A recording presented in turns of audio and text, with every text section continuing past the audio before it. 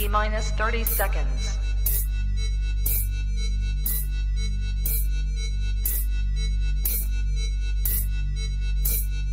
T minus 20 seconds.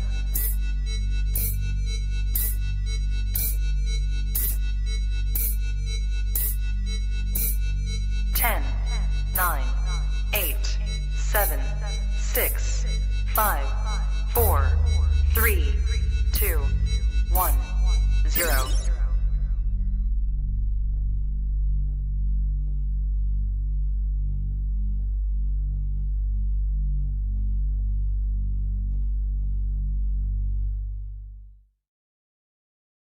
Happy Saturday, everybody. Welcome to Trap Talk Reptile Network, the coolest reptile network in the world. This is episode 33 of All Monitor Talk. I am your host, Jim Black of the Soar Magazine, and with me is my partner in crime, Mike Stefani. How you doing, Jim Squatch? Nice to see you, friend.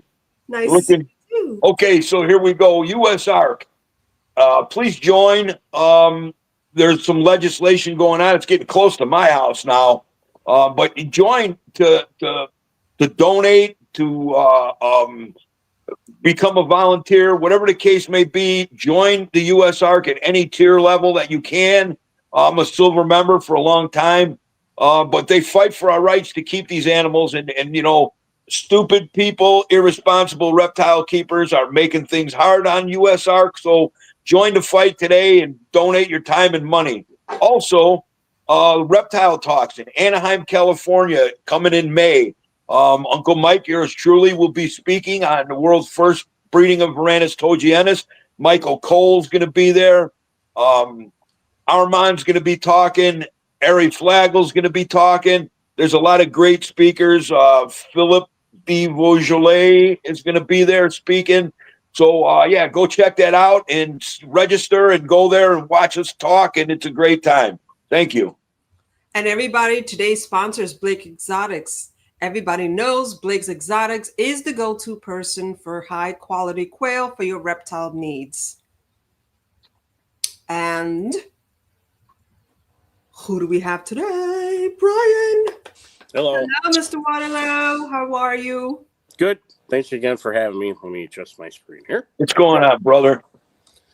Oh, another day in paradise. Another day in paradise. Absolutely. So we had a guest cancel, and my buddy Bryan Waterloo, he stepped up. And of course, we will never deny Waterloo on All Monitor podcasts because when you think of monitor lizards, you got to think of Bryan Waterloo. So thank you for coming in today, Brian. And of course, you know, we talk almost every day. We can talk for hours, and you know, there's so much we could say. So our topic of conversation today is going to be like cage building and cage. Yeah, it's going to be all over the place without a doubt. That's par for the course. But so we're talking about cage building and burnout. And of course, you know, when people just coming into this, you know, think, oh man, burnout.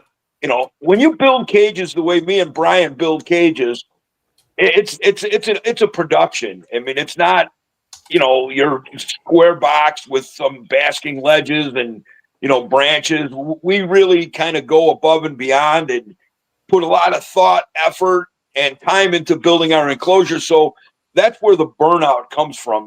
It's not like brain burnout. It's just, you know, physical burnout from, you know, really putting our heart and souls into these enclosures. So what's going on, Brian? Well, that's one aspect of it. I just had not like a situation, but I just, two guys had just bought some hatchling lace monitors off of me. And, you know, I'm kind of helping them out because they're, you know, not novice to lace, but, you know, they're going over their cage size, like shooting them back to me. Like, yeah, I'm going to do like a 4x6. I'm like, I mean, it's way too big for a hatchling. I'm like, you got to make a small cage for them to start. And I'm like, as you get older, then you're going to have to move on and move on and move on. I'm like, so some of these cages that your dimensions, I'm like, that's great. a year from now. But for now, I'm like, they need a small cage. Right. And let me ask you something, Brian.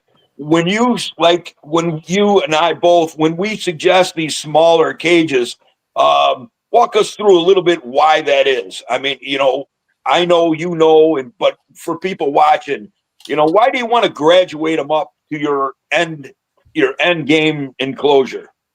Well, for a lot of it, I guess the main reason is, you give a small lizard just an enormous cage, they're going to hide.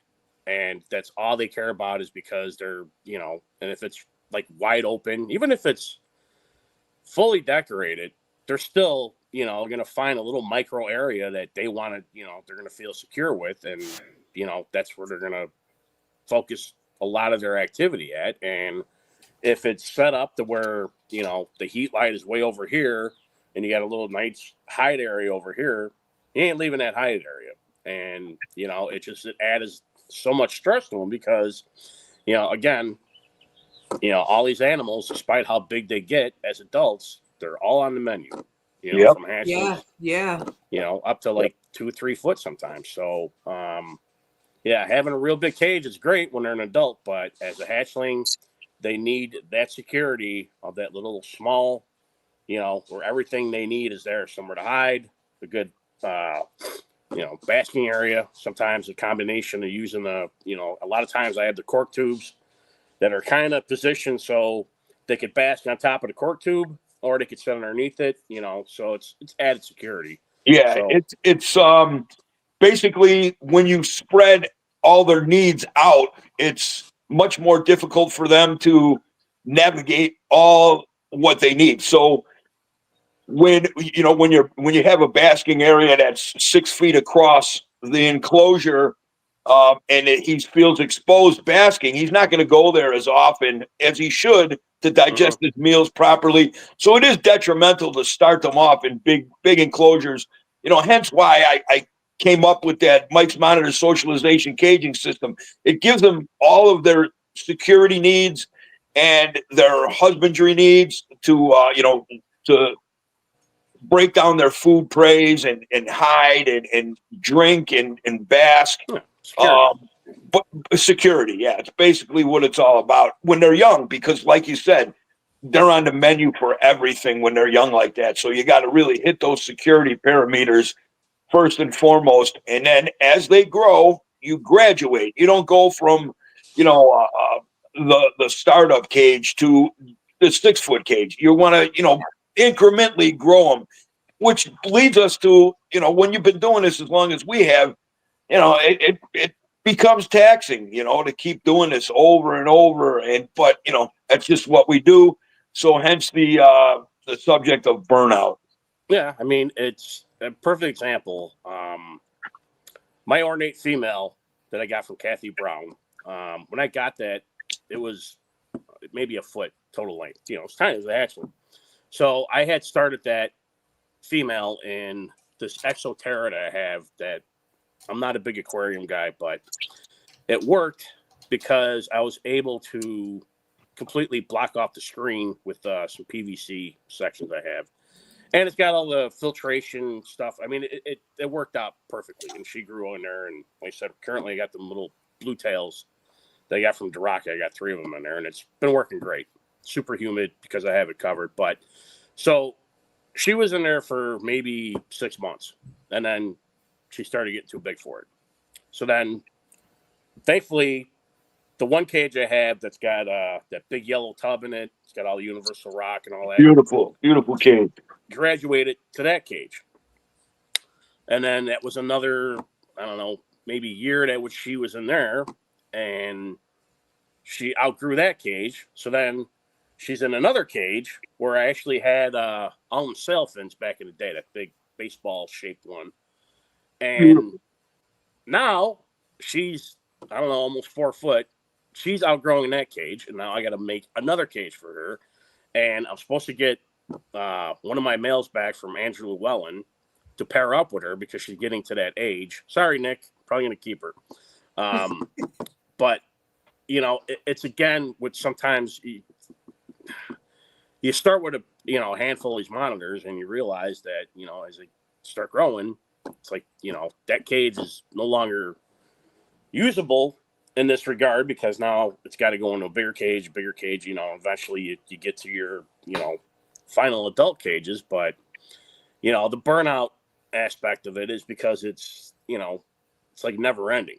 Yep. And as big as my cages are, at times I look at them like they're as big as they are, they're tiny, Yeah. lizards, I mean, again, you could give them a cage the size of a barn, and I'm sure one animal will be like, this is great, and he'd be fine. But,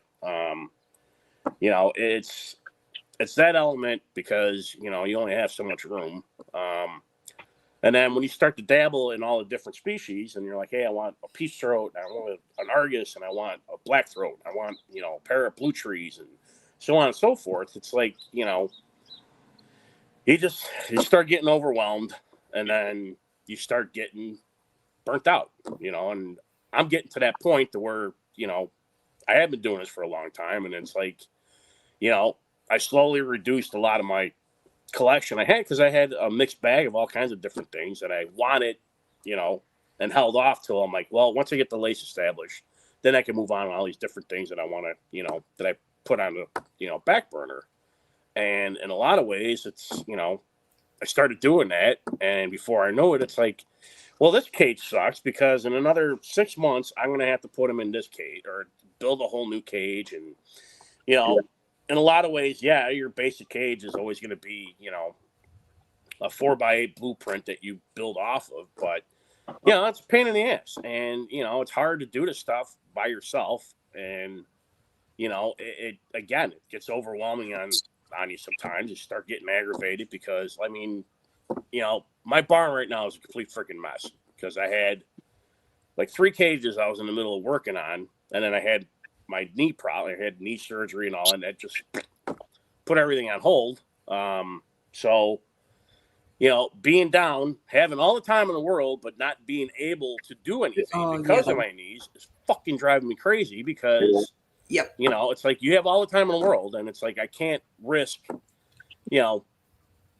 doing something stupid and, re-injuring my knee, because I'm basically, kind of like made of glass right now until I fully heal. And like I said, it's taxing, because, But again, like, with that being said, Brian, like we were talking on the phone, I understand burnout. Trust me.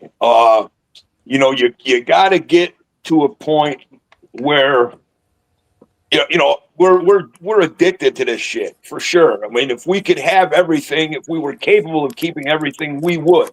However, we're not capable.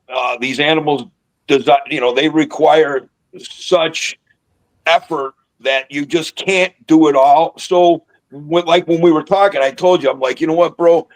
Your love is those lace, man.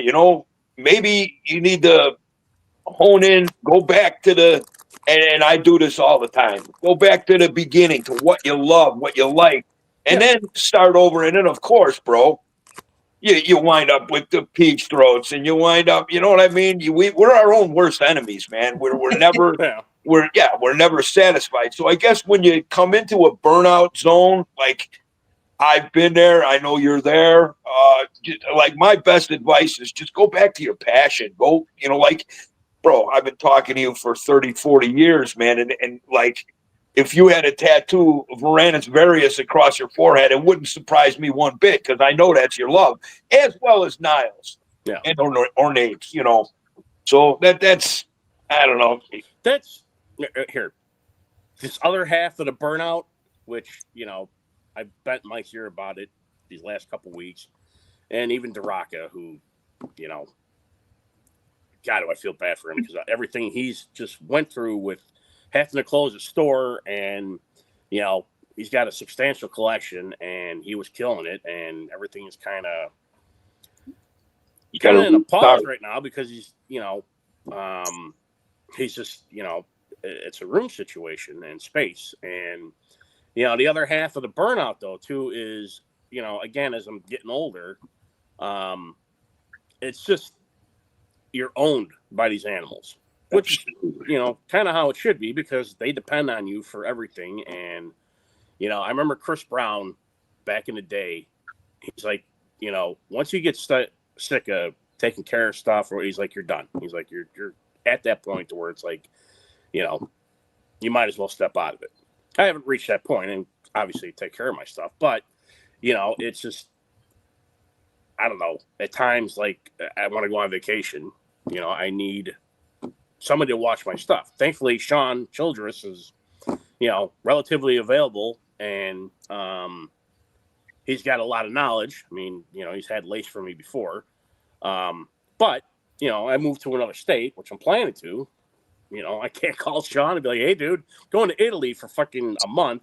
Can you come out here and watch his stuff? I mean, you know, you kind of, I don't know, I guess you get to the point to where, you know, it's like, I don't know, it's time to hang up and just be like, hey, Well, you know, I made my, you know, I did what I wanted, and, you know, it's kind of like, there's a lot to consider with something like that. Because, absolutely. And the only thing that I got to say to that is I have no desire to travel. You know, I've always been a home guy. I definitely don't want to leave the country.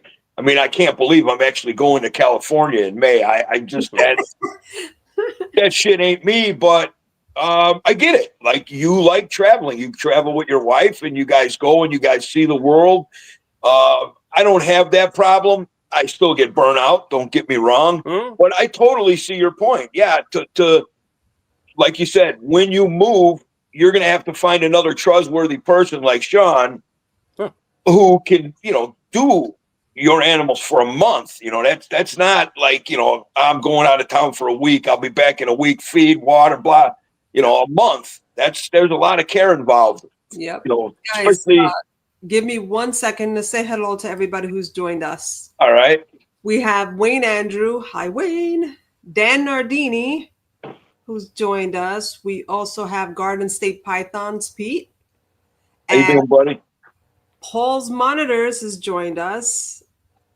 And then Hi, we Paul. have Unlimited Exotics, our very own Nick, who also has given us a super chat. Thank you so much, Nick. Thank you, Nick.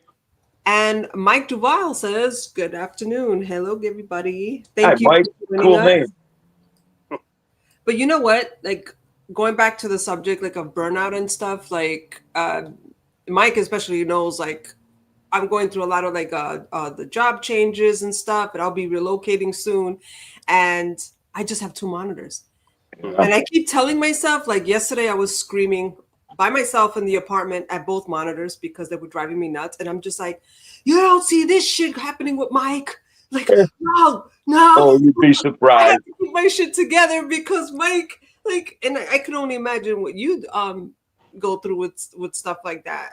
Right. And I mean, you know what? At a certain point, yeah, you got to, like, sit down and weigh the pros with cons with everything like that. Because the burnout can't be consistent. Everybody goes through burnout. Yeah. So you're supposed to, like, And so like, here's another point of burnout that, like, doesn't really come into the category of burnout.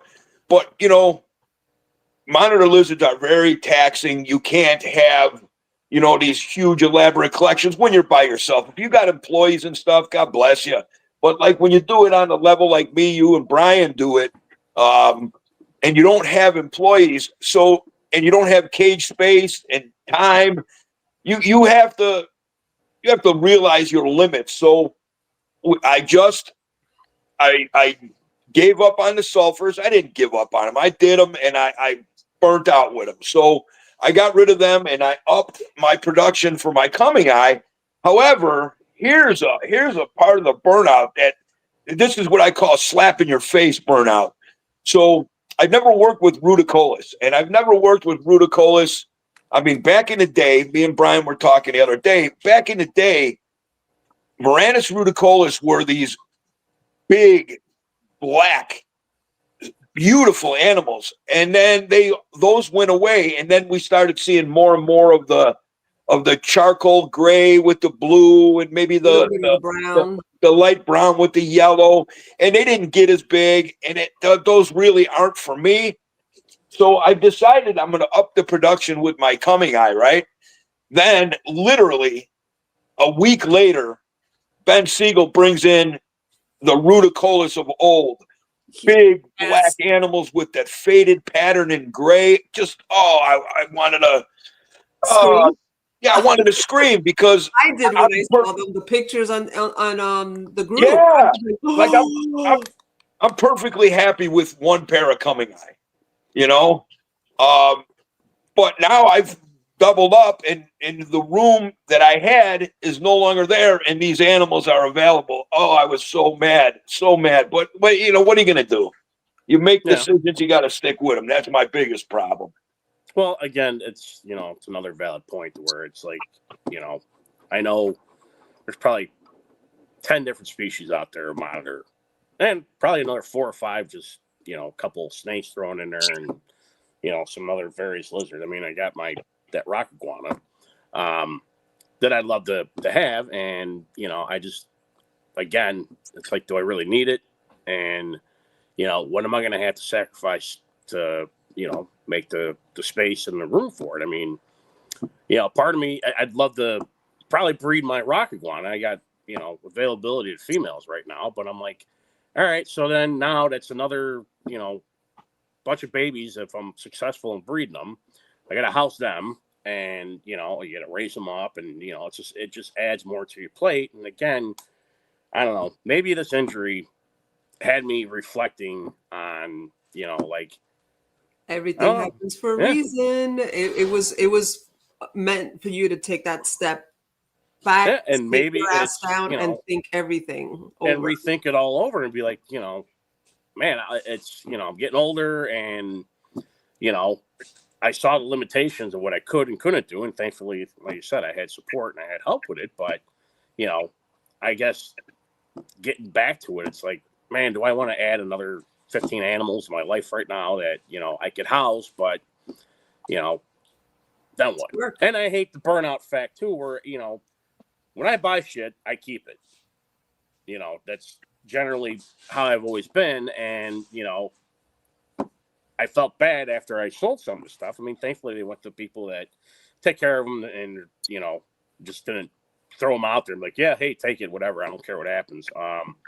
So in that regard, you know, it's, again, do I want to buy a whole bunch of stuff and then, like I said, hit that burnout point again and be like, all right, I'm going to get rid of this, and that. And then it's like, you know, I mean, that ornate, perfect situation.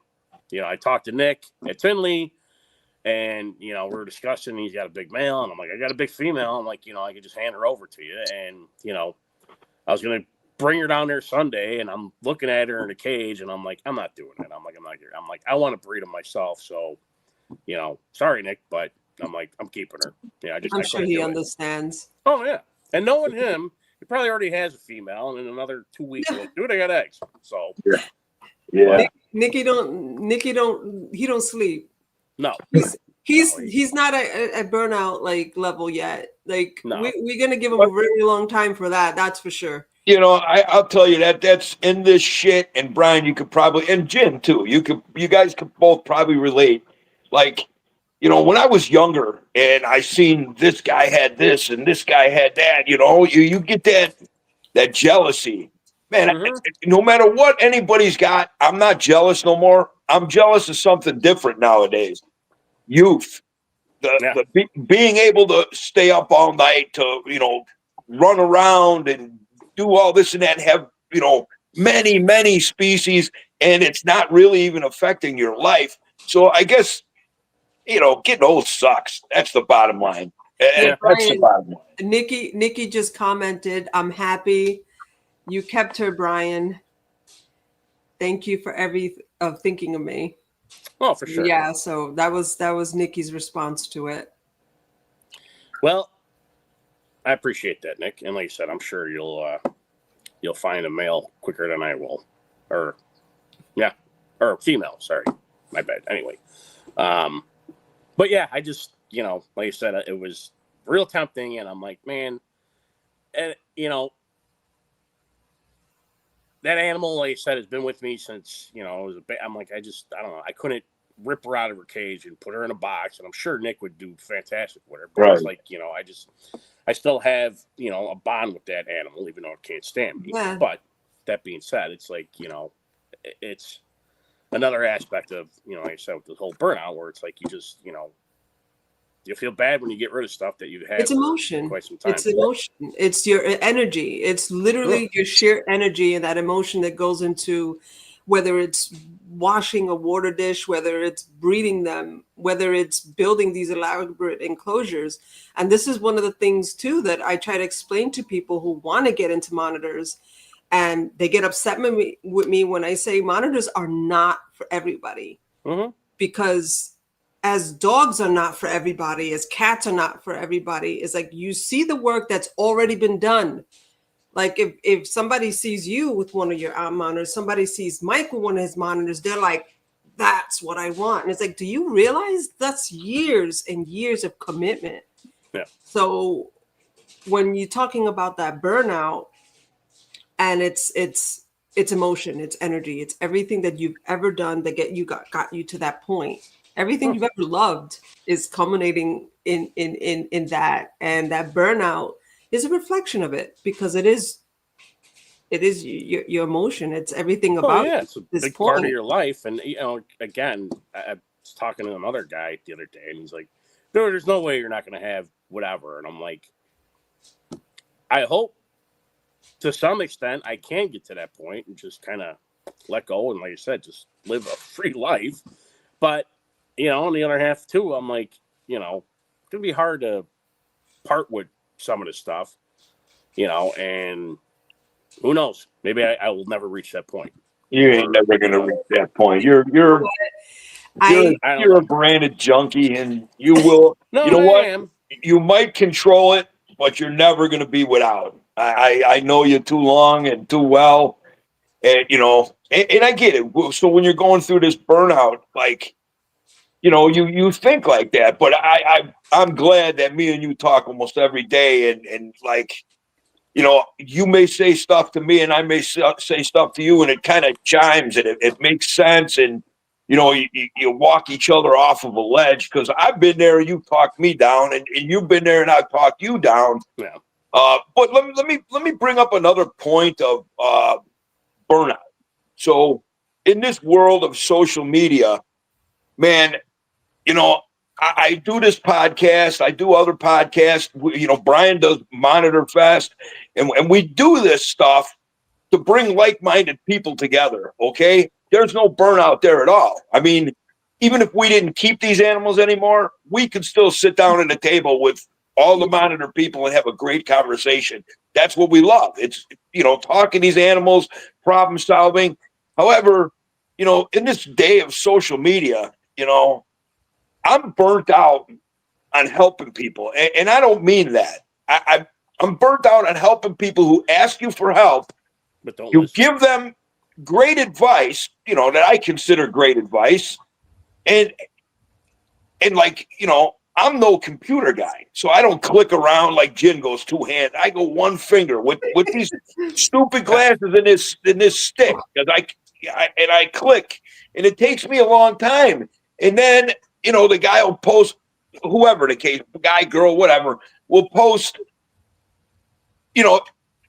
like they didn't listen to me. They just did what they wanted. Like, dude, why would you call me and have me waste my time when you weren't going to do it in the first place? You were just going to do what you want. What are you expecting me to tell you what you want to hear? With monitors, there ain't no telling you what you want to hear. It's what's got to be done. Like, for example, how many times do we go back and forth about this grocery store diet? Yeah. We made segments of it. We have videos of it. I've literally placed it like for a 2-year-old to understand. Remember And those what do I you literally see? had the food here. Right. And what do you see daily? Chicken gizzards, chicken livers, bird feet. I mean, come on, man. You know what? I think it's, again, and we've talked about this repeatedly, and Bryan's heard it too. And we've had, like, when we had that group, the round table, and we talked about it then, and we'll say it that if it's not easy, they don't want to put the work in it. And that's the complete ass backwards way to raise monitors. You cannot cut corners with them. You really can't, especially when it comes to their diet. You can't, because like, oh, that's all right. I'll just put a UVA and something lamp there. Like, no, that's not the point. If you're not setting that foundation from day one, the way it should be, you're going to run into so many problems. As well as the grocery store diet, I see, you know, a decent size cage. It's decent, maybe not set up to like my standards, which for whatever that means, you know, who cares? But they got the chicken wire across the top. It's like, man, that's like no in Veranid husbandry 101 going back to the beginning of time. It's basically a beef jerky machine. You're drying your animal out. Then they got, you know, 2 inches of dry cypress mulch, which is drying your animal out even more. And you can't get through to these people, and that causes major burnout. And not for me personally with our animals, but however, I've noticed it with you too, Bryan. It's not easy to help all the time because you know, it's like you're just wasting your time. I got things I could be doing. Yeah, you know, I want to help people, but people don't want help. They want they want you to tell them what they want to hear, but that's not how this shit goes. And that's like, I actually told someone that had wanted to like collaborate with me on like on getting help for certain people, and I retracted. And the reason why is because, like, first off, the basic husbandry needs are not being met. And this goes for various. There's like a monitor, there's a ball python involved, and there's a bearded dragon involved. And none of these animals have those husbandry needs met. And it's taxing. It's taxing because it's something that I have to think about and say, here I am, you know, like I'm on a podcast. We talk about the needs and all this information for Monitor Lizards. And then I'm part of Monitor Lizards and all things reptiles /SOAR.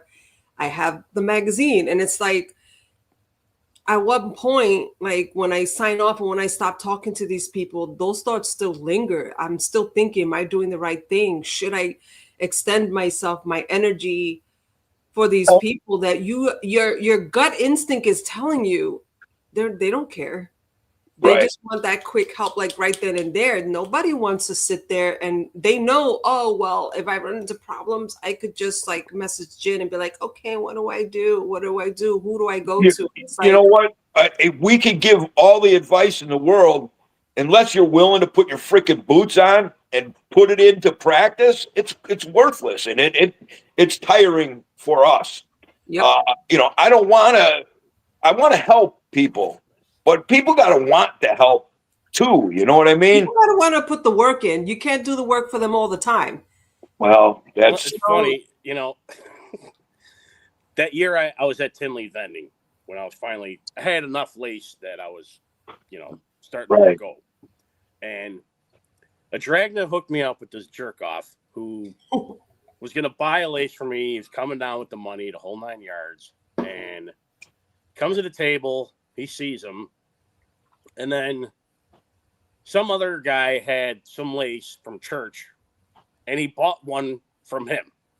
And then he comes back to me, and he's like, hey, I'm going to be calling you to make sure, you know, I know what I'm doing. I'm like, then go fucking ask the guy you just bought it from. Call church. Yeah. You were here not church, the clown you bought it from. Oh, so, right. You're going to come to me now after you know, basically told me that, yeah, you're definitely going to buy one from me. And then you look at him, and then, you know, you go buy it from this other guy. I'm like, well, then go talk to that guy. I'm like, you know. Yeah. It's like, what the fuck? You know, how can you be that much ruder to me where it's like, you know, I've been talking to you for like a month before Tim, like, hey, dude, I'm going to sell my car. I'm definitely going to buy one, blah, blah, blah. And then you go buy one from him. I'm like, well, then go talk to him. And, you know, it's that aspect of this hobby sometimes where it's like, and that's exhausting. That's exhausting because that's me on a daily. Mike will know. Mike is on the admin list and he sees my posts and stuff. And I'm like going back and forth. And it's like, God, people, seriously. So tiring. Like, I don't think, and then it is tiring. And as Mike said, like social media, it's like, you don't think I'm going to find out that you did the exact opposite that I was saying, or that you Yeah, contacted because this 20 minutes person later they and post. said, oh, like, you don't Yeah. think it's gonna come out? Like, everything is just right there, right there Right. for everyone to see. Like, no. Oh, by Well, the way, Amy has joined us. She says, hello, guys. hi, Amy. How are you? Amy. She says she can't believe that she missed this, but hey, look, you can always go back. And yes, monitors have my heart too, girl. And then we have here what Paul actually said. This is a great topic. Being young and always chasing the next thing is so exhausting. I think it's so important to say when you find something you like, you should hold on firm. Yeah. Good point, Paul. Yeah, Very yeah, good point. good point, Paul. And like you said, Paul, you're young and you feel the exhausting. However, there's a point of that you didn't put in there, Paul. Having that epic head of hair, it's got to take a lot of time. So you're probably not, if you took some time away from the epic hair and concentrated on your monitors, I'm playing with you. You know that, Paul. Much love, kid. We also have a good question here from Blazing Blue Tongues. What's your opinion on the PVC coated wire mesh? I do know what do you call it? His name's escaping me. The guy I bought my water dragons from. He was down in Florida. Yeah, Devin. His enclosures, he was using it. I know it's big in Florida. A lot of people do it. Yeah, in Florida, you're fine. Well, what's the difference? Because I need to know this. I'm firm-bound. It's PVC coated, so it's plastic coated. So, your traditional wire mesh that people used to use back in the day, the problem is, your monitors, especially if they're relatively, like a dainty species, like a tree monitor, and they're got their claws in that screen, they're ripping a nail, or sometimes their fingers get caught, and then they're rubbing their snout like a grate, just trying to get out of it all the time. So the old wire, it was definitely like a no-no unless you're, like putting it on top of the cage where they're really not getting to it. But, I've had monitors walk upside down on shit, they'll do it. But the PVC coating, it basically, because it's got that kind of a rubber texture on it, it's a little safer, more giving. And it's not, as coarse, but, again, it's like any kind of pinch point in a cage. It's not ideal for like the front because, again, you get like a bigger, let's say you got like a 4-foot water monitor and those holes are, whatever, 1/2 inch by 1/2 inch, and they get their feet in there and then, they try to break away or something spooks and they got one little claw or finger and it just, it's a risk that if you don't really necessarily need to use it, I want it. Right. Another scenario is, so if your climate is conducive to using it, so be it. But, again, if you're indoors with heat lamps and everything, it's going to act as a beef jerky machine. However, if you're outside in Florida, all for it because the humidity just comes in, it's in and out. And I've also seen people use the even the the PVC coated, like for pass-throughs. They'll use it as the barrier in a pass-through. However, and I know this for a fact, when you have a male that's trying to get in at a female and a female on the other side of there, they're always working at it. And like Brian said, it could be bad on their nails. And I've seen, tongue flicking through that. And then another animal come by and now you got a monitor lizard without a tongue or without a finger. What happened to Brian? He disappeared. Brian. Houdini, where'd you go? I know he was messing with the camera for a little bit. Yeah, but at any rate, that's how I feel about. There he is. There we go. That's how I feel about, it has its applications, without a doubt. As far as I'm concerned, can you hear me? Do both indoor. Yeah, we can hear you. We can hear you and we can see you. I don't know what happened. I saw you go like this, so I figured maybe the camera we lost him again. See, this is burnout. I get burnout for this stuff. Brian, you're testing me here. Yeah, I think he's trying to come back in. So we'll Yeah. just wait for a little bit. Sorry, Yeah. guys. But in the interim, Kevin from Sugar Skull says hello. Hi. Hey, And he's joined us. That's fantastic. thank you. Thank you for joining. Everybody who's watching, we appreciate you. Yes. And really everyone do. who gives a super chat, me and Jin don't get none of it. YouTube gets their little cut, and then whatever's left after that, MJ Sark. forwards it to US ARC. So we really appreciate the super chats and just the comments. You know, whether you throw money or not, we don't really, we're not begging for it. But thank you for joining. There he is. There you are. Are you good now? Are you going to disappear on us again? No.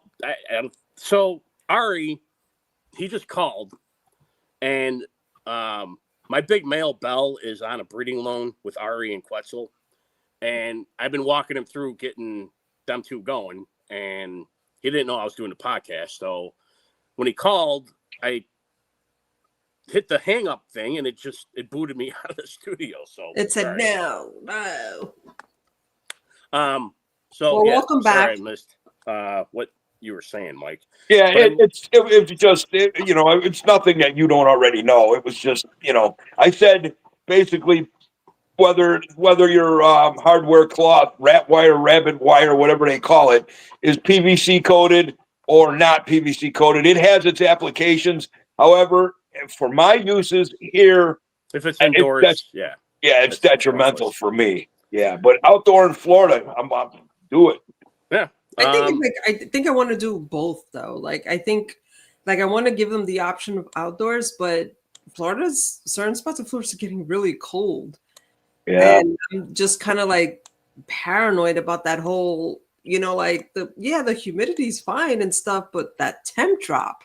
Yep.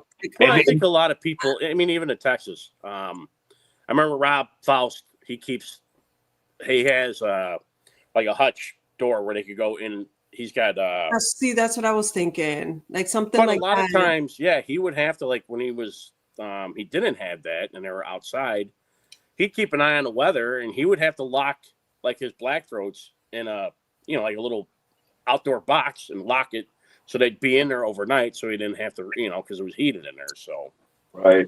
Yeah, I think Jerry Wolf does something like that where they have like hot boxes, but in dire situations he is able to like wheel them into the yard or something like that. So like I kind of was thinking like maybe if you can have one of those greenhouses. You ever see those lean-to greenhouses that are attached to a house? Something like that. Instead of having like a back porch, you can have like a lean-through, but then also like an outdoor enclosure. Yeah. So it was like, get your little freaking non-working ass out and soak up the sun so my electric bill doesn't go up. Yeah, why don't you do that and then come back later on when it gets cold? Like that kind of, like.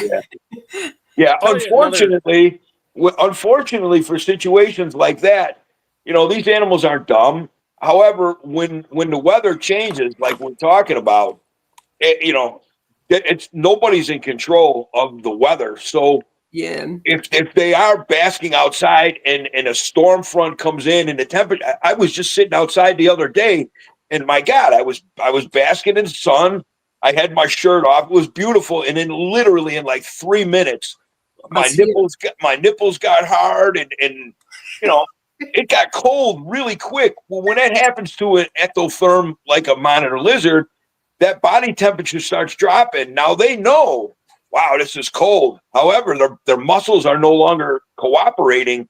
They get stuck out in that cold weather, and then you get respiratory or even worse. They just die on you. But, yeah, there's some videos on Wolf's World where you actually see them going out at nighttime to check, and you'll see them like putting a foot into absolutely. See, now, like here, you need to stay in there warm just to make sure that nobody stood out. And Jerry and his wife, they're dedicated, so they do that. A lot of people aren't dedicated like that, and they don't understand those temps when they drop quick like that. Your animal he knows it's too cold. He knows he wants to get out of there. However, his body doesn't cooperate because it's not warm enough. Yeah. Luckily, like so far, like the days that were really warm here and the sun was out, like Ree will start getting up and looks sort of lethargic because again the temperature's dropping and start like heading in. But I could see where they just stay, like they just decide just to stay there. So, Like, can't move. Sorry. I got a question for you, Brian. Yeah. I mean, it's so in your barn. I love your barn. Your barn to me is the perfect size. It's. I just love your barn.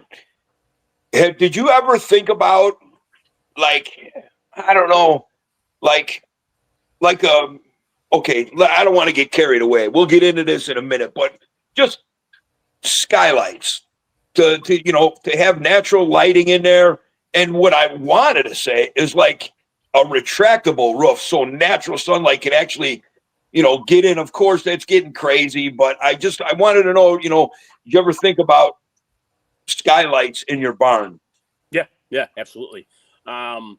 Shortly after I moved in, I was all over it, and I actually ordered the paneling and all that, and essentially the guy I talked to who was going to do the installation, he also does skylight. He's like, it ain't gonna work. He's like, you're gonna have leaks everywhere. He's like, not only that, because they got to be built into the foundation.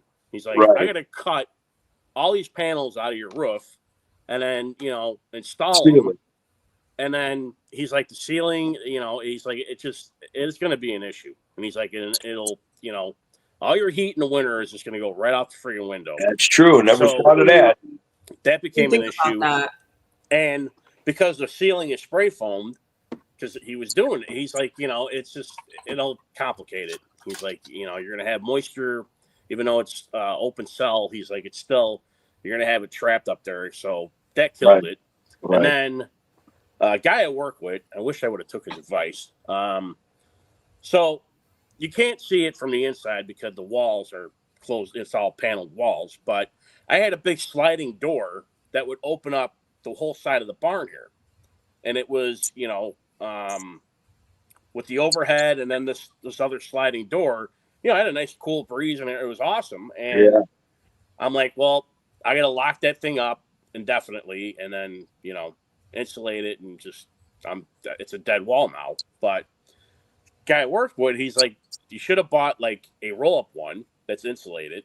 And then he's like, why don't you just build off of that and have all your cages, kind of set up alongside your barn. So there's like outdoor cages as well. Right. Indoor, outdoor. Yeah. It just, it would have been ideal. But the short side of your barn faces the south though, correct? No. The long side faces the north. No, north, yeah, south, east, west. So where we walk into your barn, that's north. Correct. So that opposite would be south. So your big walls are east and west. No, my big walls are north and south. Oh, really? Yeah. Yeah, that'd be nice to put sunning cages on the outside on that southern wall. Well, the other half of it too. I mean, I was carrying 2 mortgages because I still had my other house that I had to I couldn't sell because of all the lizards I had down there. It was, and then when I got everything out, I had to remodel the basement, paint it, all that kind of crap. So yeah, I was carrying 2 mortgages for like 6 months before that house sold. And, I was putting money in this house and I'm like, that's the last thing I need to do is like dump another 20 grand into a barn. I wasn't breeding the lace at that point either. So, but yeah, there were different ideas. And like I said, the skylight thing was a good idea, but like I said, it is not going to work out. Sounds like it would cause more problems than it's worth. Well, yeah, like I said, it would have to be. Blazing Blue Tongue says, "What about large windows that allow UVB on the side of the building? The sun rises." Yeah, I have 2, and my one female lace monitor. Yeah, every morning when I come in here and turn on a light, she's already just sitting there at the sun. But yeah, they're nice. But again, because this is already a built structure, I'm sure it'd be easy to install more windows. But The other half of it too, you know, for security reasons too. I don't Absolutely. want those. Yeah. So there's that aspect. It basically, for anybody out there that's looking to, you know, if you build your own bar, build it to your own specs. You know, that way you can incorporate. I mean, I wish I could have put a heated floor in here. Yeah, that'd be saved nice. me a lot of money. I mean, the furnace I have works great, but that thing was, I don't know, $1,800.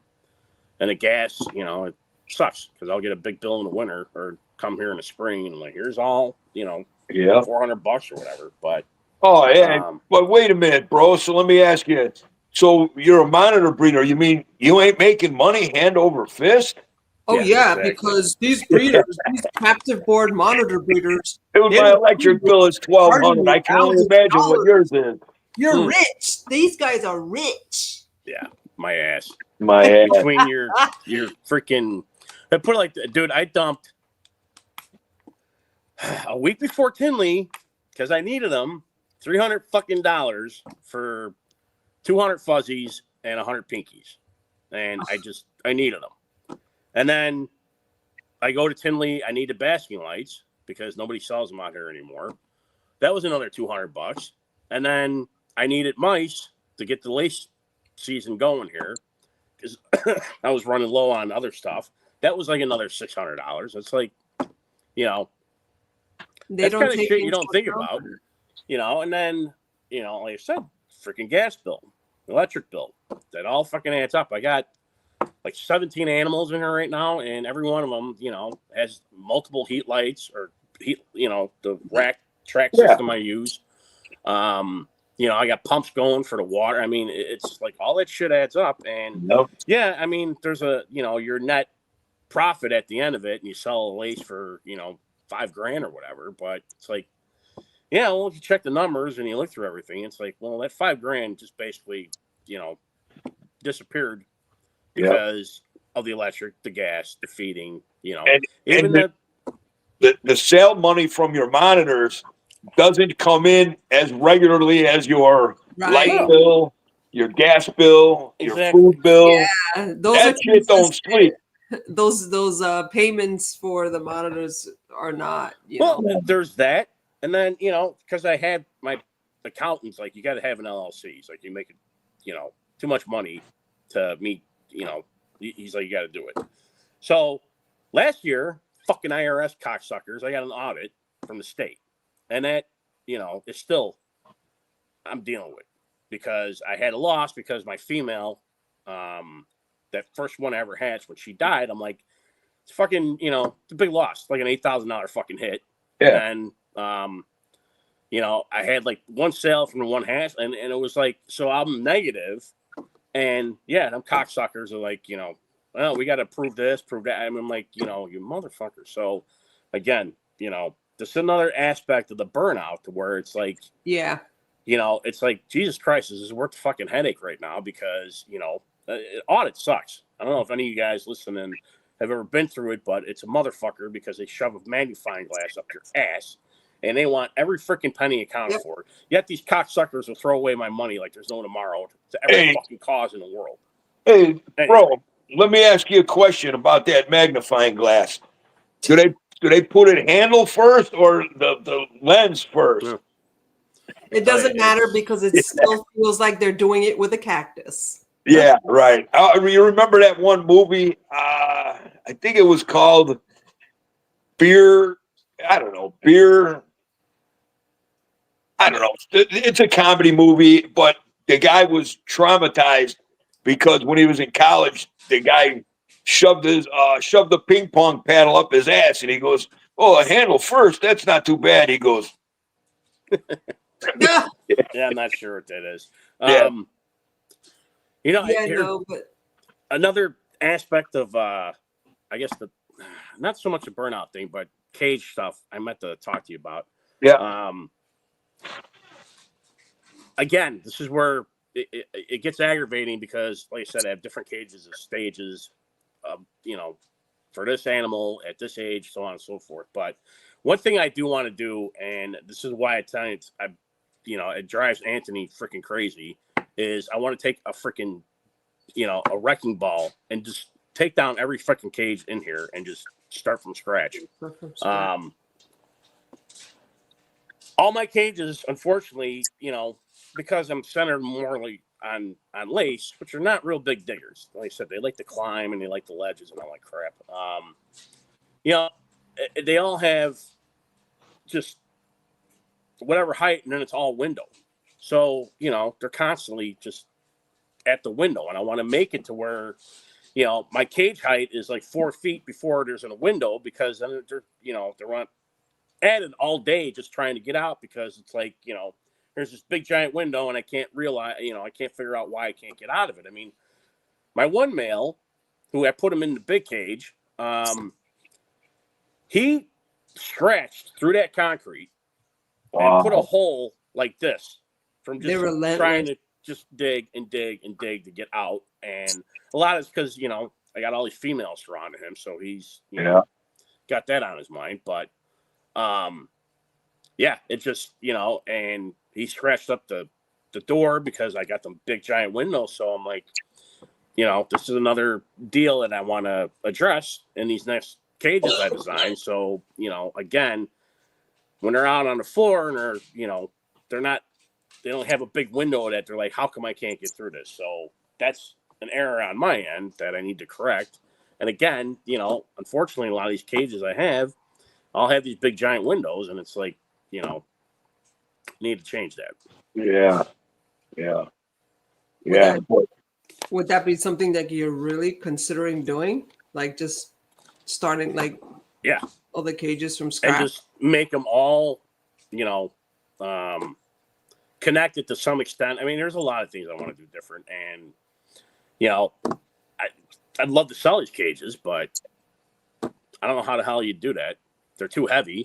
I mean, even I was going to say, how would you do that? Like, you'd have to. Somebody hit me up saying I have 2 cages, so when you get to your new location, they're like, but how does that even work? Because I can't imagine like the weight, but even like packing it. Like, you'd have to, it'd have to be a local sale, and it'd have to be like some kind of hoist to put it on a truck, and then you'd have to get a forklift. Right, and then you'd have to go on a flatbed or like a hot shot, because some of them are 8 foot tall, but it would have to be like, hey, I have a barn like yours, and I can absolutely, they'd have to go right into another barn, getting up any stairs or anything. I mean, and backload is probably 3 tons. And now, mind you, when we're talking about Waterloo's barn, this ain't like the red barn you see in the middle of nowhere. He's got, it's a steel building. He calls it a barn, but it's a steel building. It's a pole barn. Yeah, spray insulated, tin roof, metal roof, metal sides. It's top quality for sure.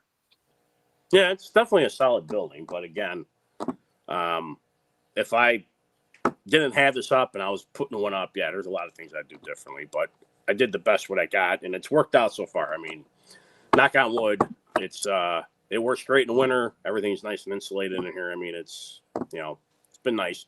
The room is great because, again, you got a lot of space to it, but get carried away and you start getting too much shit, you start getting tapped, and it's like, even what I have out here now, it's easily an hour plus out of my day every day, because I got to change water, I got to refill water,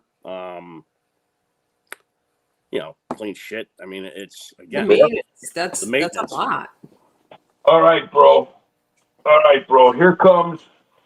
Uh-oh. Here comes the question. Here comes the loaded question, brother. And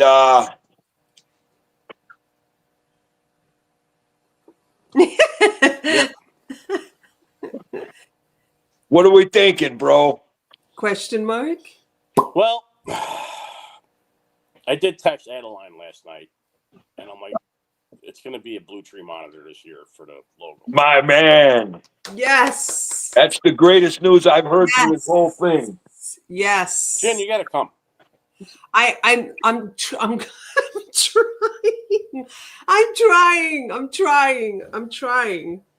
So it'll be the 24th of May. Same thing. But I mean, like, oh. like you were talking, Mike, if I didn't do it this year, which, trust me, I freaking really was ready to pull the plug on it. And it's not because I don't want people. I love the fact that everyone comes out here. It's just, everything going on with the barn, the mess that I have in here and the cages. And I'm like, you know what? To some extent, like Mike was saying, he's like, it'd be cool to have, some of your cages are not complete and kind of show, the work that's involved and, kind of like, hey, it looks like shit right now, but this is like the framework of, how I make these cages. So, right. Maybe it'll help some new guys or somebody who's like, hey, I'm going to redesign my cage and I like that concept. And, that's a good idea the way you do it. Or absolutely. I don't know if you noticed, bro, but there is somebody out there who just built a bunch of cages, and one of them is like the home plate shape, like your one. So obviously, and these people that's Nikki and Tay. And what? Nikki and her husband Tay. Okay. I say Tay because I forget if it's Taylor or Tyler. So I get it confused all the time. I just say Tay now. So, but the one enclosure they built is that shape, if I'm not mistaken. Which is a unique design. Your one is shaped like a baseball plate. Yeah, there's three of them that are shaped like that, and it works better on a larger scale. But I'm no longer a fan of it. Sorry, really? Yeah.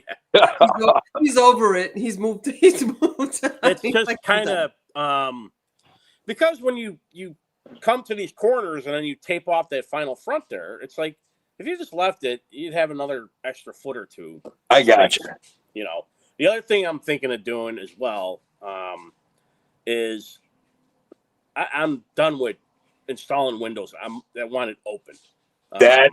Man, when you told me about that, I was like, bro, you got to do that. That would be so fucking cool. That sounds I'm not worried amazing. about, obviously like the ornates, that would be different because they tolerate, they need the humidity. Thankfully, lace are they're all over the place with humidity. There's no oh my God, right. You're going to dry them out. It's humid as balls in here in the summer, even though it's insulated and all that, but I'm usually out here all summer anyway. So, and I'm sure you could compensate for the dry winters somehow. Well, that's the other thing too, is that, in the winters, they're cooling down anyways. They're not active. And, there's water available to them. They barely drink. And if you risk getting them too wet, they just, it's been a non-issue with them. Even a cyclura. Cycluras, ironically, you would think need super humid, and they're not. They're like, built for the desert. I mean, they're out in all over the Caribbean, but they're, away from the, from the shoreline. Right. Shoreline, there's a lot of windswept, blowing that moisture away. But it's all your vegetation and all. It's not really, I mean, it's the plants they eat, but it's like cactus and, it's all rock and all, and it's a real somewhat dry environment. Right, it's like a scrub. Yeah, exactly. Mm-hmm. So, and him too, I mean, come the summer, once it's humid, he's fine. I want to make a cage for him that I could wheel outside, but I still have to figure out how I'm going to do it as far as, like that, the kid who asked about the PVC. I'm like, I don't know if I'd want to do screen with it. And the other half of it's like, well, I can't use glass. Then I'm going to make a magnifying glass that'll torch them. So it's another, I don't know. I guess I'm new to keeping stuff outside because I've never done it because obviously I live in the Midwest here. Illinois sucks, 6 months out of the year. So that's a whole new learning curve that, again, there's a whole lot of aspects of it that you got, Still, I think you're onto something with, a cage that can be wheeled out and in. Do you remember when I lived in DeKalb and I had built that big giant enclosure in my garage? Yeah. And now, not to be hypocritical, but that whole back wall, the overhead door that you press the button and it opens, that faced the south. So I had hardware cloth on that whole thing, and in the winter it sucked. But in the summer, when I open up that door, that enclosure was just flooded with natural light, and it was awesome. So there's things that you have to work out when you do that, but the beautiful thing for you got that concrete patio. You could wheel stuff out, even if it, like I said, if the sun was blocked by clouds for, and how here it gets really cold really fast when that happens. You could just wheel them back in, I mean, your system is a great system. Oh, and by the way, Brad's Bioactive says hello, and he's also given us a super chat. Thank you, Brad. Thank you, Brad. Brad, he's not a bad guy. No, he's awesome. When he's doing amazing work with those cages, man. Dude, he's friggin' like that. I actually have had some of his pictures and stuff like that on a project I'm working on, and I'm just looking at all his stuff. And sometimes I'm meaning to do edits on the photos and whatever, and I sit there just staring because it just even just looking at them is peaceful. Can you imagine just sitting there in front of something like that, for half hour, an hour? Well, that's always been part of the allure for me, for Bryan, and now to see Brad doing that, and Brad is really gaining traction in the community, and he's I guess when he seen my stuff, he was really enthralled by it, and then he went and did his own shit. And Bryan, he doesn't have low common denominator enclosures. He has beautiful enclosures, and me and Bryan, we just love seeing that these monitor lizards are getting more and more naturalistic setups and being well taken care of. It's refreshing. So I think it's going from the enclosures, and now it's becoming exhibits. Yeah. If you look at how much people can actually put into it, and then you see somebody like Brad, those are not enclosures anymore. Those are exhibits. Well, absolutely. What Bryan was just talking about, I don't know if he explained it or whatever, or if I'm a nitwit, but I want to explain a little bit. So Bryan's basically talking about an open air enclosure, like with 4 foot high glass in the front, where you could see the animals, however they can't get out. No glass. Oh, you know what? Yeah, he doesn't want any of the glass. It's open. So basically, if the front of the cage is, I got a 5 foot door, tear up is all open. There's no glass. It's just, you're looking right in. Right. And then. Well, the reason I said glass is I just seen this. It was a greenhouse zoo display, and I don't know where it was at, but it was dilapidating. So they redid it, and they did the chest high glass where you could just walk up to it, and like you said, you're looking over the glass into this. So that I get where you're going with the open air thing, but man, that's stepping it up, bro. That's going to be amazing. You have to take videos of that. I need to nuts. That would be amazing a little more, to document. Technical with doing crap. I'm still trying to send pictures to Mike of some coming eyes that I have on my computer that for whatever reason I can't attach the file and email it to him. But yeah, I'd have to have it somebody behind the camera. There's another aspect of that too that you're missing, Bryan. When you do figure it out and you finally send it to me, it's going to take me 2 weeks to figure out how to open it up and look at it. So it will be dead by then, bro. If you guys need help, just let me know. Yeah, we found Uncle Mike. He was dead at his computer. His finger was on one button. He was trying to open up something from Bryan Waterloo set 3 months ago. No, I'll probably just have my wife do it. She'll take care of it in 2 seconds. And Brad is always saying the most awesome. He's so sweet. Thank you, Brad. Yeah. Thank you, Brad. Thank you. What else was there? you wanted Talking to touch about on. burnout, we were talking about your plans on these, your ideas and stuff on these cages. Oh, wait a minute, man. Here's something that you started, and I interrupted you because I'm like good for that. You were talking about Monitor Fest and maybe the momentum. I think you were saying something along those lines. Oh yeah. Basically, yeah. I think we were talking about that. Like, all right, if I don't have it this year, the momentum, it'll be done. Yeah. And then the year after, like, hey, I'm doing Monitor Fest again, and a lot of people are like, oh, all right, maybe I'll make it. Or I mean, I think if I paused it, that'll kill it. I mean, I'm not. Well, at the same time, you also have to take into consideration that the whole mystery of the pause might get more people interested and be like, what happened to it? And You know what I see happening, Jen?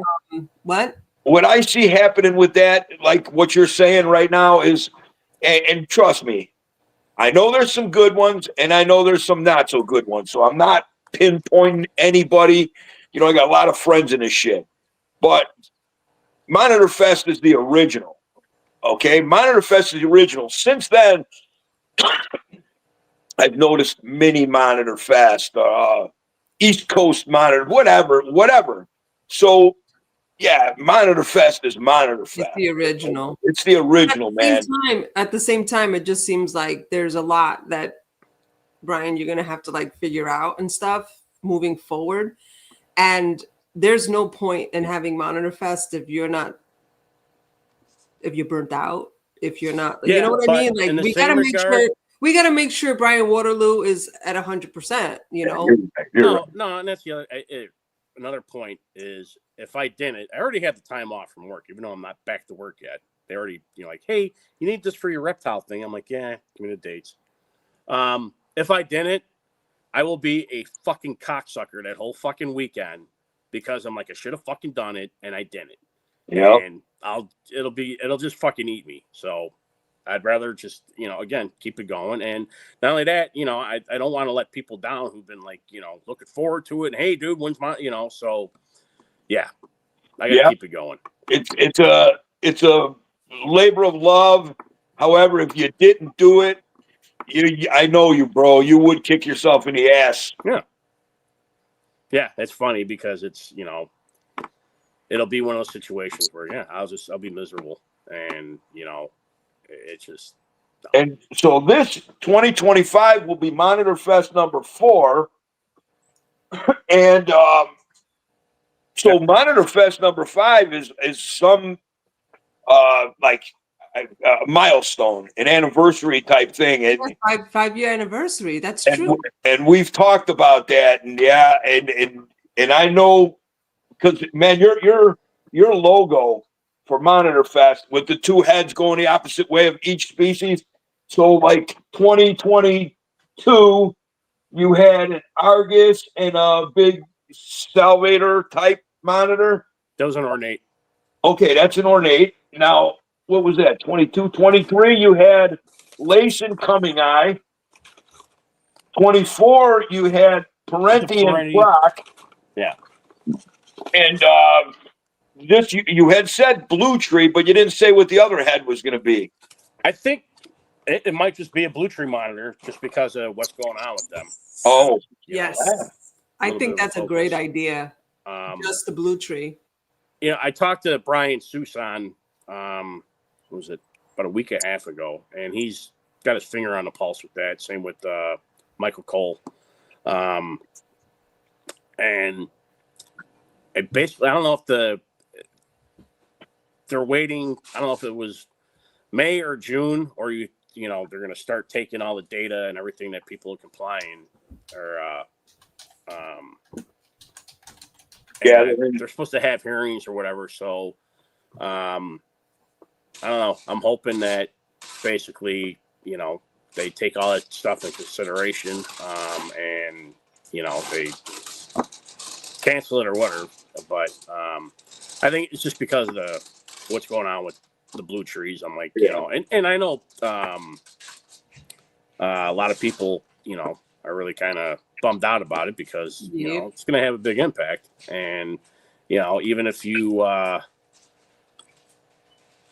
I mean, I don't even think you're able to breed them anymore. I mean, I don't know exactly what the guidelines are on the permits you got to get and all that, but it just, you know, it's definitely dark time. And I think, you know, just because of what's going on with them, like, you know, I'm like, well, this would be a good, I think so. You know, I mean, you have Monitor Fest, and there's something that's, you know, involving a monitor at a really, really delicate time, you know. delicate time. Exactly. So I think that speaks volumes. Well, you know what's the colors, like the whole. Yeah, what's really scary about this legislation stuff is, like, you know, it makes no sense. It makes no sense. So you can keep them, but you can't ship them across.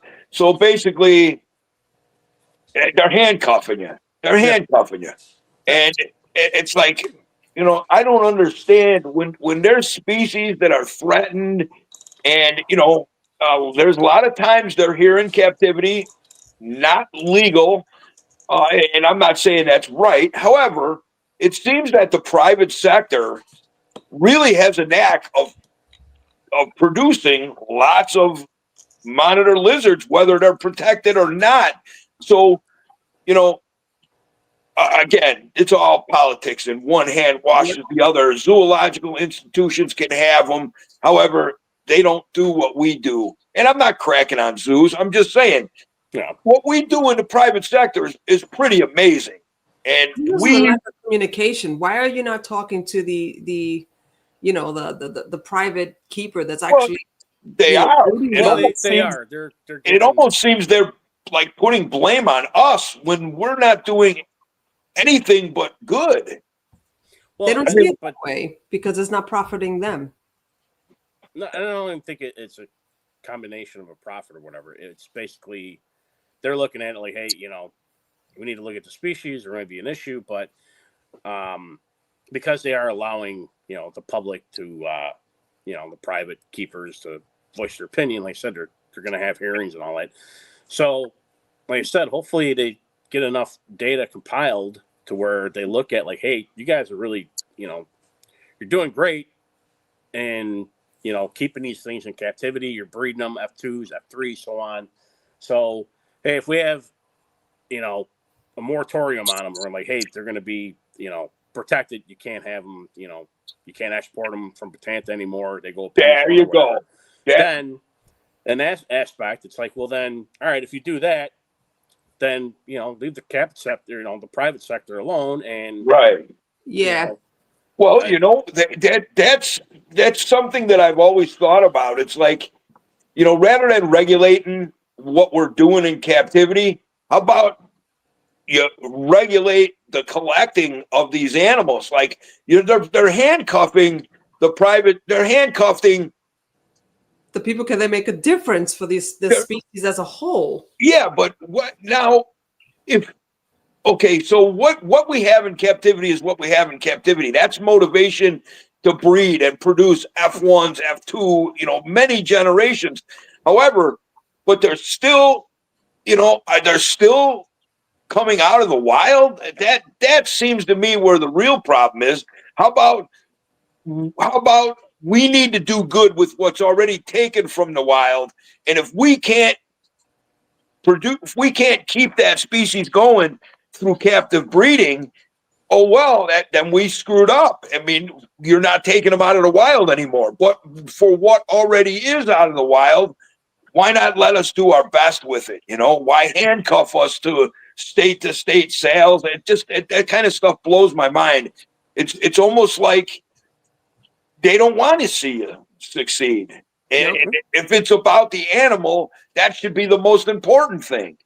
Yeah, that's what Dendro Dave literally just said. They just don't want Joe Schmo outshining their work. Yeah, well, it's, you know, from my understanding of it too, there's, you know, the assessment of their population in the wild, but there's also all the other, you know, deciding factors that they put into play as far as, you know, the threat assessment. You know, is it because of a bunch of logging that they have going on out there, or is it they're being overhunted by locals and being eaten? I mean, there's all There's those so different many aspects variables. that they look at, and then again they look at the numbers of how many have been taken from the wild and then put into the pet trade. But in a lot of ways too, like I said before, it's I don't think it's so much of a let's screw the guys in the private sector. It's No. like I said, it becomes these assessments where it's like, hey, there's a good realization that these guys might become just wiped out completely because of this A, B, and C. So let's just start protecting them Well, when we can. again, with that being said, it's almost like, if the true concern is the species going extinct, like I said, you can't do anything about what's already in captivity. So control, I mean, of course, people that live on Batanta that have been eating those lizards, as sustaining their families, that's one thing that I don't think you should touch I don't know if they anyway. necessarily eat them or not. That was just something. Right. Well, no, but you know what I'm saying. So, like, okay, the pet trade takes so many. The skin trade takes a whole lot, and there ain't nothing good coming of that. That's like, cut off your nose to spite your face thing. Like, okay, you want a cute purse, but however, if you keep taking them for that cute purse, you eventually you're not going to have that cute purse. Leave the fuckers alone in the wild. Whatever's in captivity, you better do good with.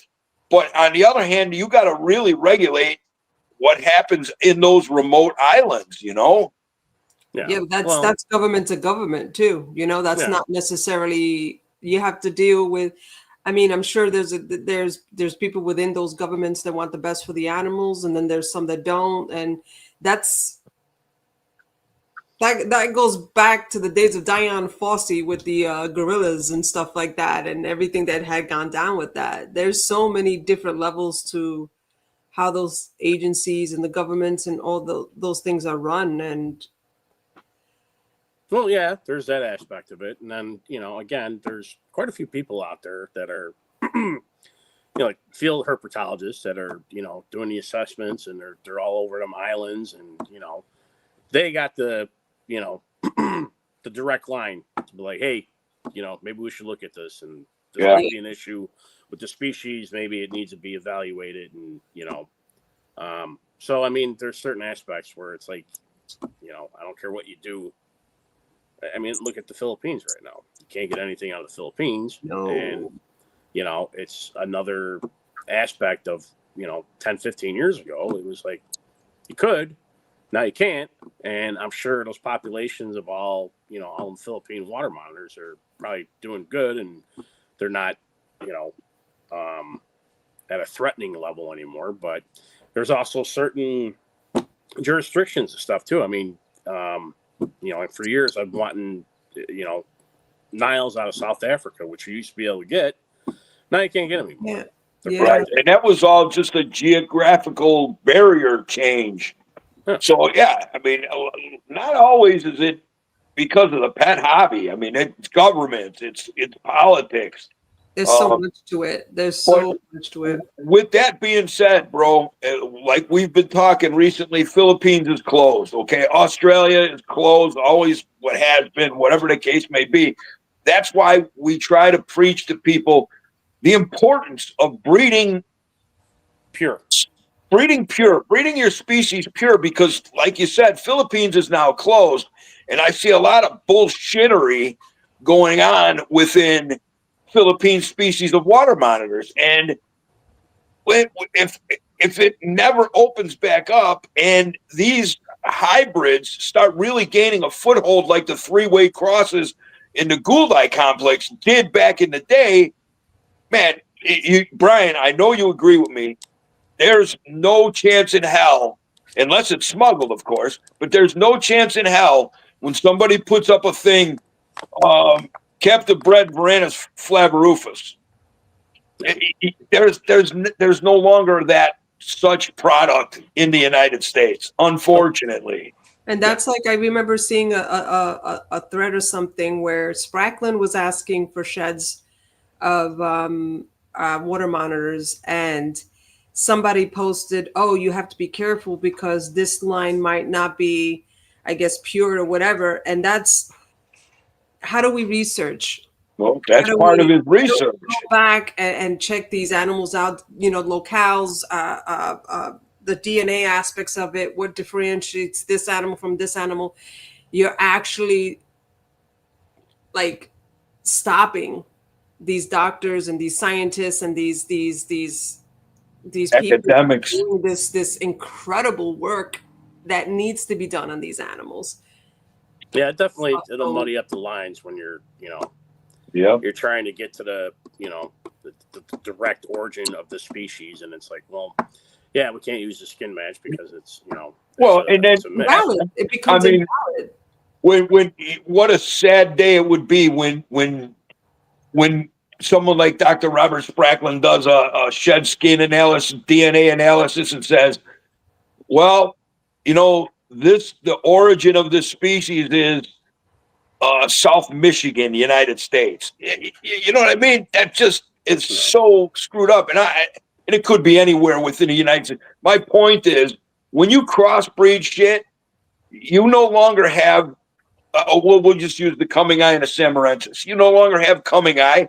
You no longer have samarensis. You've got this man-made mutt, you know, and then, you know, that's early. You don't even know the effects that that's going to have on the animal itself down the road. Yeah. So keep breed stuff pure, man. If you're trying to do Frankenstein stuff, dude, get into ball pythons or something that's, you know, got a long history of that stuff. I don't know what to say, man. And I'm probably. Well, I mean, you know, it's a valid point. You look at the, you know, the love-hate that people have for Carpondros. You know, yeah. A lot of people are like, you know, they should all be put down, and that's the end of them. And you know, you get the other half of the camp is like, they're awesome. I love them. I hope people, you know, keep breeding them. I mean, it's definitely something that I definitely get and I understand. But yeah, it definitely, it's a real knife in the back where, again, it's a species that there's only a few of them out here. So, you know, let's do our best to keep them, you know, pure and keep them going in that regard, because it's like, you know, can't get them anymore. And, you know, like I said, to go to the wayside of the dodo like they did with the Flavor Rufus is just, it's terrible, because they're a great little monitor to have. Absolutely. I mean, you know, Absolutely. I mean, I'm sure the ones that are, you know, the hybrids that are available still make decent pets, but it's just not the same. You know, I mean, it would suck if, you know, we only had like 2 species of tree monitors out here available, and, you know, people were just mixing them back and forth, and it's like, you know, they're no longer pure and you can no longer get them. And, you know, it's like, they're just complete hybrids. And, you know, the other half of it too is just, again, you know, like Mike, you had mentioned too, it's like, well, if you're going to, you know, produce animals knowingly that they are hybrids, then, you know, sell them off as pets or whatever, but that's not always going to be the case. And again, you're not going to stop, you know, somebody from doing it, because right. You have the right to. As far as like another thing too, like that I don't breed, obviously, but my thing is like, if you have the knack for being successful in breeding said animal, that there's a possibility we won't be able to get them again. Like, isn't it like our responsibility as responsible pet keepers, I mean reptile keepers, to keep that momentum, instead of like, let's, you know what, if we could focus on the ones that need the help, yeah, shouldn't we again keep it pure? Yeah, but then, you know, this becomes an ethics question. You know, if it's, you got some guys out there like, I don't give a shit, I want to make money. Yeah, you know, ethics be gone. It's like, hey, I made $5,000 off of, you know, breeding these guys. I mean, plus let me throw this thought out there. So Philippines is closed, Australia is closed. I'm pretty sure Australia, you know, has their they're ducks in a row as far as their native species. And I don't think nobody worries about that. Philippines, some of these smaller island nations and stuff is a little different. So if say something happens, a meteor hits the Philippines and there's no more monitor lizards back, they're all gone. Now, we can produce captive born coming eye, Samarensis, Nuchalis, whatever the case may be. And then there's a potential to reintroduce them back to their native range. However, if they're hybrids, you can still reintroduce them. However, the species is gone, as was originally described. It would never come from the private sector. It would always go through a zoo. That's how they're like, there's just, again, that variable. We don't know exactly from the private sector what we're looking at. Yeah, it would always go through a zoo. That's their reintroduction has always been, something. I mean, look at all the Komodos that we have in captivity out here. And, I know that in some instances, it's like, well, they're here for good. But they'll never reintroduce them back to the wild because if there's any risk of some kind of parasite or some ailment or some kind of bad gene that is in these animals, and now you mix it in with the wild, it's like, they're done. But the reintroduction stuff for population scarcity, whatever. I mean, it's like a handful of animals that they've ever done it, and a lot of times it's it's always come from some special program that's initiated by a zoo, and it's for reintroduction purposes only, and it's very regimented, and animals are kept off campus somewhere, and it's like specifically for that reason. But the other half of it too is like like you said, Mike, there's always the possibility of some natural disaster, and again, there's too many factors that enable them to be like, hey, even though there's not a whole lot of these animals in captivity, but we need to just shut it down completely.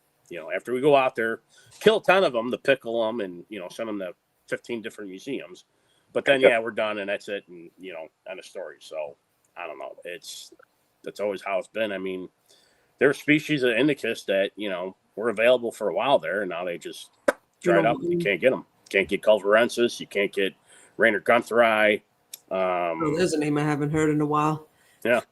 A couple of other ones where it's just like, islands are up, you can't touch them. You can't do anything with them, which again, it's another avenue, I guess, with, being happy with what you have available now and doing the best with keeping what's available to it now, and not, wanting and desire all these other species. And it's like, Rainer Guntheri are really cool. I'd love to have them, but then again, part of me is like, well, do I need them?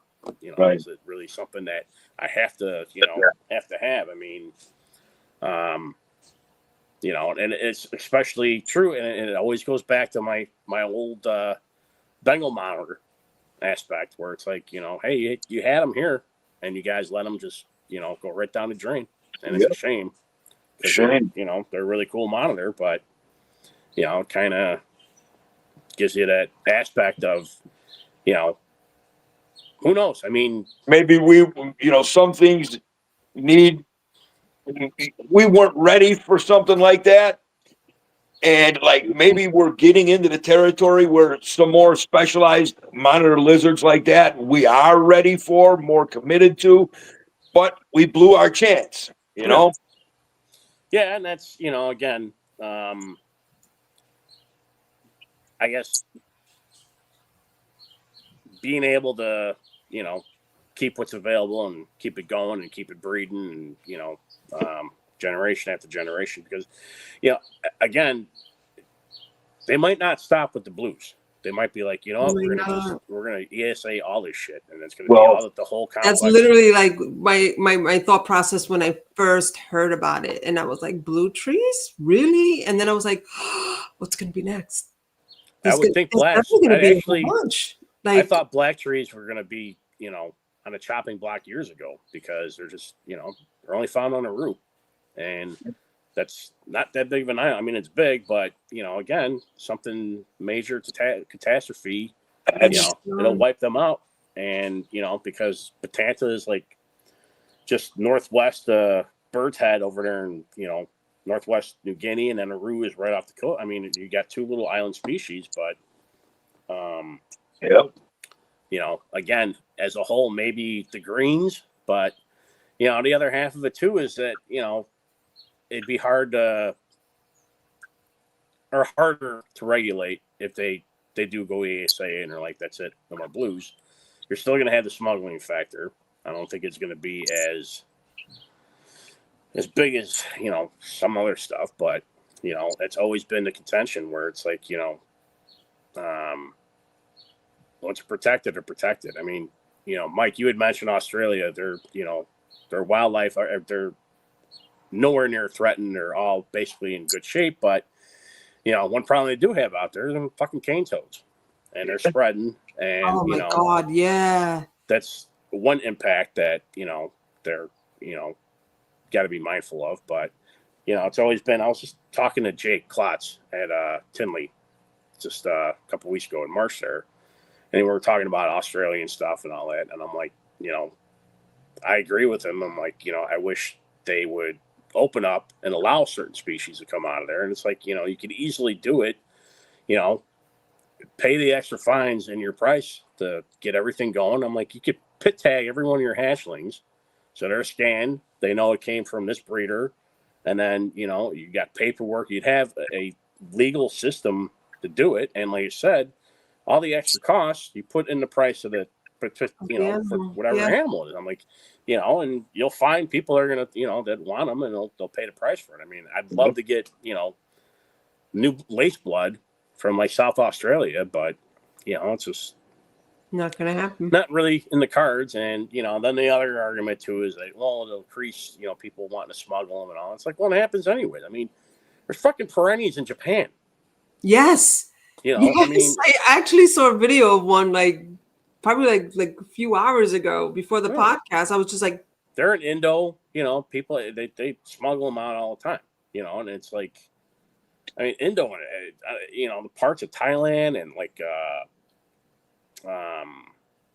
Bali, like some of them animal. I'm like, geez, how the hell did you guys even get those? But yeah, I mean, it happens, but just, I don't know, Australia is just, it's an odd dynamic where, a lot of the community, they'd be all for it because they're like, I'd make a fortune. And it's like, yeah, you would. And, the other half of it is if you did it all legally, it'd be great. But I don't think it'll ever happen. So, it is what it is. And it's like, hey, again, that's why I'm, being a lace guy, I'm glad I got my hands on them. And, well, and again, as far as that goes, Brian, man, I gotta say, dude, you're one persistent son of a gun because, back in the day, that's what all you would ever talk about: lace, and they weren't available. No. And and I always said, man, I don't think he's ever going to get them. But I said, if anybody is going to get them, this guy will get them, and you did. So, and you do great with them. So they're in proper hands, if you ask me. Well, thank you. Yeah. But yeah, it's again, that's why I'm thankful that people are having success with them, and people are starting to have them established. Where again, we had quite a dry run there where there were just nobody had them. And I don't know. I don't even think you get them out of Europe anymore right now. I know the year after the last batch came in through John, there were some that were legally confiscated, and like their Fish and Wildlife was like, we're done if it's, there's no verification of where they're coming from. So they're like, they're smuggled, and it I don't know, kind of shut down the lines out there for a while. And then I know that Philip, nice guy, was talking with him because I had like, I don't know, I think like 10 babies. I was looking at just, I'm like, hey, do you want to do a swap or whatever? And he's like, it's not worth it. He's like, we get more for them out here, and there's less headache and red tape and bullshit to ship them. And he's like, it's not even worth the time. So, I had another guy ask me, like, hey, are they coming out of Europe anytime soon? I'm like, I don't think so. It's been relatively quiet. But again, some of the Sindel stuff, I don't know. I don't have a lot of high hope that it's just going to be a freaking wide open market like it's been for so long. I mean, and part of me too is like, you look at certain species, it's like, do we really need to bring in, 1,000, 2,000 iguanas every year from, wherever for the pet trade? I mean, it's like, Jesus, there's how many of them in the wild now? Right. In Florida being stalked and all. I mean, same with the savannas, same with the Niles. It's like, we'll say though, I didn't see any large numbers of like Niles and stuff at Tinley. Some savannas, that was about it. Right. But all right, guys. Well, listen. So we're an hour and 41 minutes into this. Brian, we could talk forever. Jen, you know that. Yep. So, sum this up. Okay, Monitor Fest is a go. Burnout is for real. Burnout is for real, and we're feeding your lizards chicken from the goddamn no feeding. Oh God, grocery store diet.